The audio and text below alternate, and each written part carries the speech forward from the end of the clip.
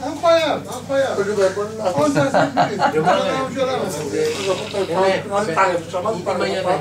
מה זה?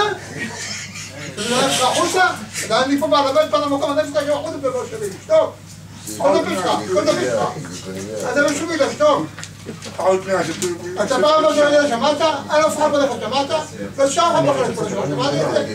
חוץ לאנשים שאני שומע, אף אחד לא נכנס. זה הכל שחכו בחוצה. לא רוצה באף אחד, לא רוצה באף אחד, שמעת? זה הכל. יאללה, שלום חביב, ילך. יאללה, סע קדימה, חביב, אתה אומר לפתור בחיים שלך, סע קדימה, סע קדימה. בסדר, סע קדימה, סע קדימה. יאללה, סע החוצה. טוב, בסדר, אני בחר לך, סע. יש פה אנשים יושבים, עייפים, באים מהעבודה, רוצים לפתוח אותו, אתה בא לבנו הרבח, לא משהו יאללה, יאללה, כבר נמאס, יאללה, כמה זמן? כמו ששלחת, הוא אומר שאתה לא צריך לשמוע את זה, שמעת? אין שוב פה יותר, אין שוב פה, אין פה יותר שחור, זה הכל. אתה אומר בשמש, אתה אומר בשמש, אני בירושלים, מה בא לקרקר שחור כל פעם, מה זה? שלום כל טוב לצורות, יאללה שלום, יאללה.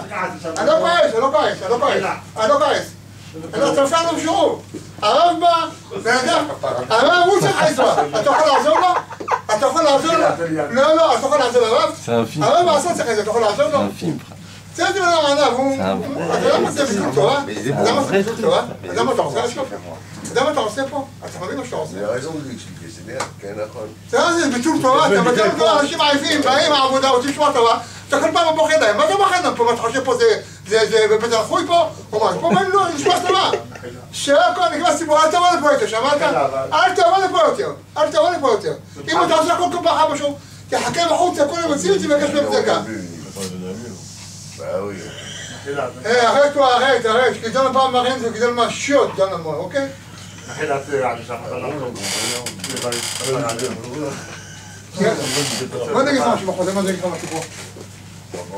Il va le sentir.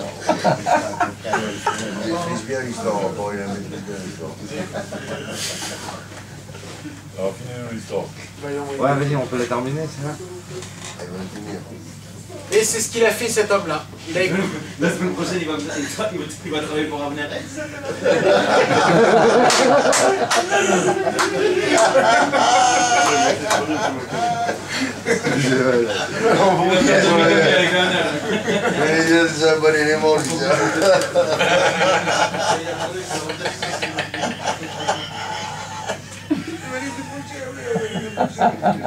Allez, vas-y, s'il te plaît.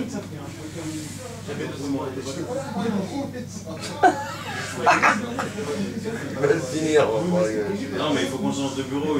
3 semaines, 4 semaines, il va l'arrêter. Ah oui, parce qu'il y a un tir sur les murs. Maintenant. Maintenant, tu vois. Allez, on enchaîne.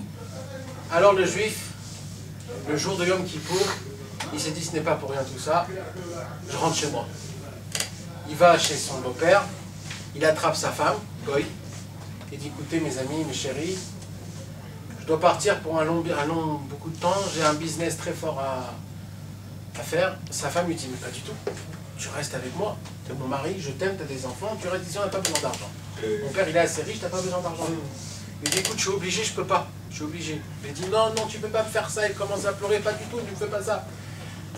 Elle était tellement peinée, qu'est-ce qu'elle a fait? Elle a pris le calendrier, elle a fait une croix. Comme quoi ce jour-là, c'est le jour où son mari est parti. Et il est parti. Il est rentré chez lui à la maison. Il a raconté l'histoire à sa femme l'a reçu avec 2 grands bras ouverts. Ouais. Et il lui a dit, mais écoute bien, tout ce qui s'est passé, c'est à cause de toi. Tout ce qui s'est passé, c'est le jour où le grand businessman est venu, tu m'as dit 1 minute et demie, tout est passé à cause de cette 1 minute et demie. Alors dès maintenant, c'est très simple. Si tu veux que tout rentre en ordre, tu me laisses à la Torah toute la journée, et toi tu travailles, comme c'était au début. Et sous aucun prétexte, tu m'enlèves de ma Torah. Alors sa femme lui a dit, il n'y a pas de problème. T'as raison, ce qui est vrai.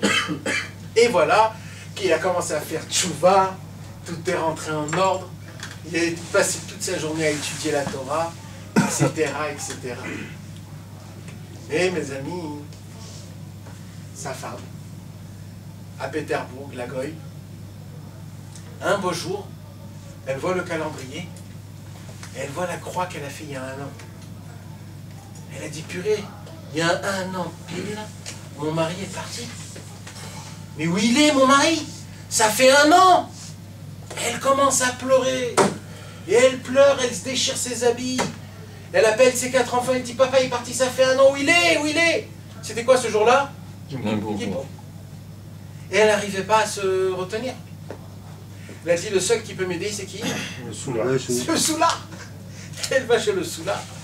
Elle frappe à la porte. Qu'est-ce qu'elle voit, le soulard? Il pleure. Il dit, attends, je comprends pas, tu pleures.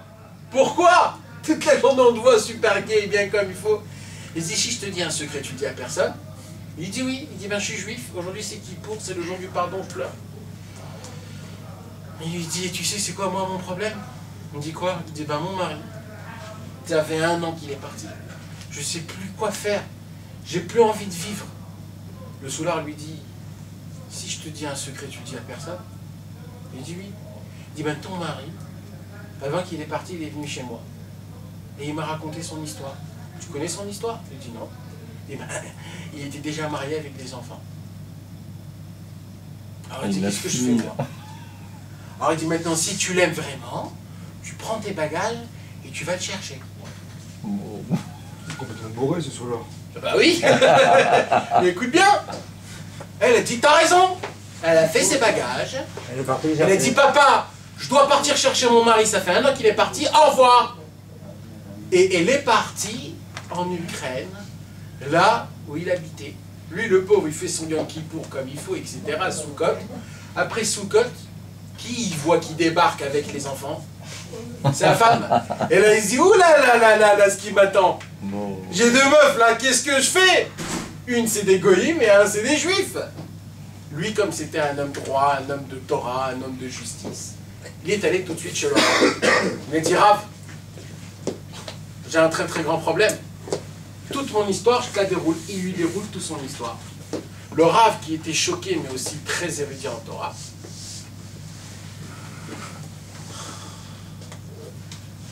il a dit, qu'est-ce qu'il faut faire?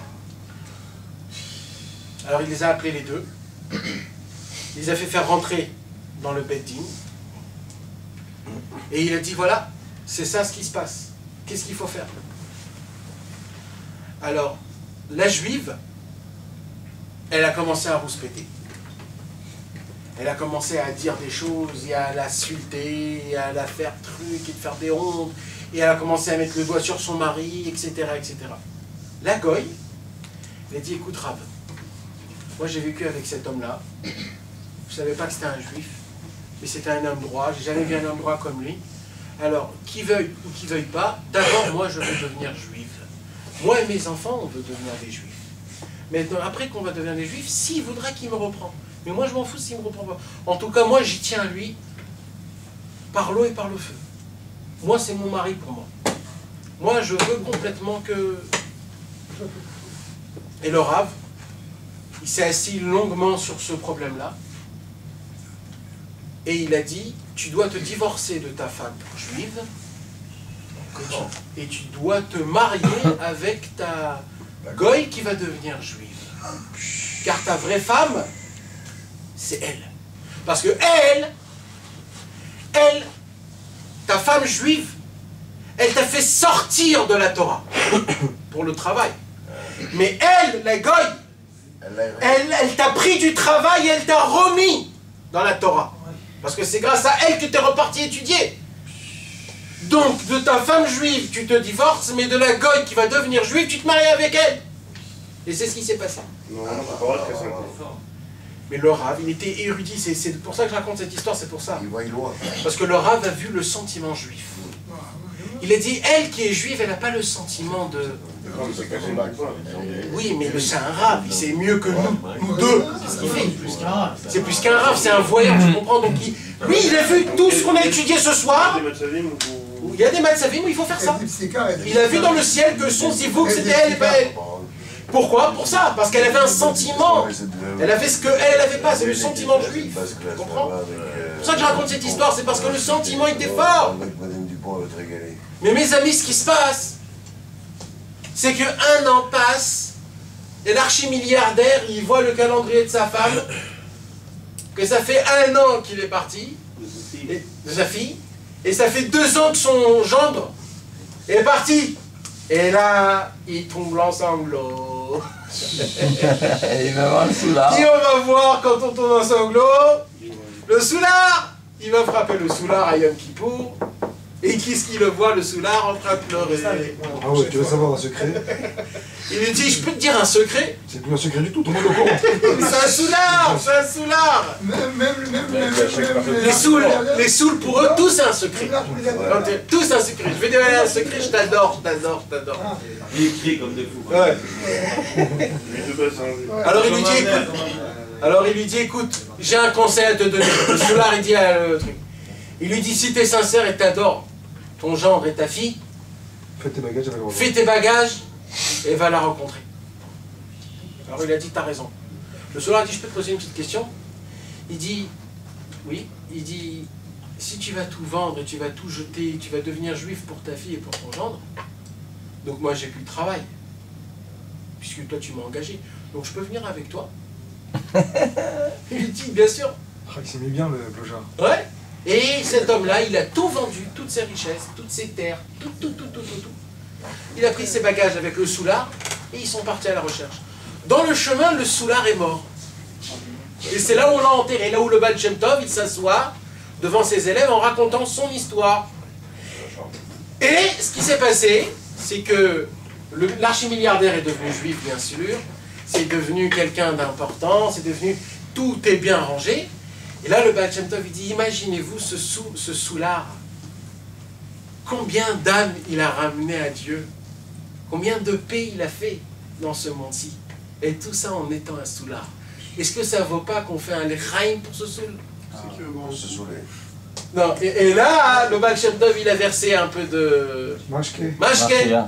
Et il a fait lechaim en l'honneur du soulard. C'est pour ça que... Et quand il en est mort, on a écrit sur sa tombe, livre saint. Ivrogne saint. Pourquoi je vous raconte cette histoire? Parce que le Rav, quand il a, comme il a dit, Jérémie, de couper un couple, c'est très dur. Tu ne peux pas dire à quelqu'un de divorcer de ta femme. Tu ne peux pas. Mais le Rav, il a distingué quelque chose qui était le plus puissant. C'est le sentiment de combien je ressens le mal de mon prochain. Il a vu que sa femme n'avait pas ce sentiment-là. Alors il dit, celle-là, elle ne vaut pas. Par contre, elle a vu que l'autre avait ce sentiment-là. Elle a dit, elle est là, toute cette catégorie, c'est elle qui te mérite. C'est pour ça qu'il a dû casser pour arriver à ce point-là. Vous comprenez, mes amis?